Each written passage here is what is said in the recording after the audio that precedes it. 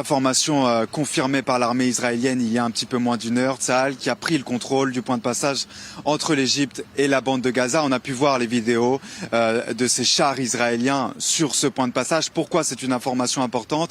Parce que c'était un point qui était jusqu'ici contrôlé par le Hamas, qui était accusé par Israël de faire entrer des armes clandestinement via des tunnels qui sont très nombreux dans cette zone. Tsahal indique en avoir découvert 3 d'une taille très importante. Pour revenir sur ce qui est en train de se jouer en ce moment même à Rafah, on sait que l'armée israélienne est en train de mener des opérations limitées, des raids ciblés visant à éliminer des responsables du Hamas. On sait qu'une vingtaine de terroristes auraient été tués, une cinquantaine de structures appartenant au Hamas auraient été ciblées via des frappes aériennes assez impressionnantes que l'on a pu voir sur certaines vidéos sur des réseaux sociaux, et notamment avec des panaches de fumée assez importants. Ça, c'est la première partie d'une opération militaire qui a commencé dans l'est de Rafah. La suite, elle pourrait se poursuivre cette fois dans le centre de la ville où sont situés les derniers bastions du mouvement terroriste, et notamment les 4 bataillons qui résisteraient encore à l'armée israélienne. Un mot sur la réplique du Hamas, parce que oui, le mouvement islamiste subit très fortement, mais il réplique aussi avec ses attaques hier, souvenez-vous,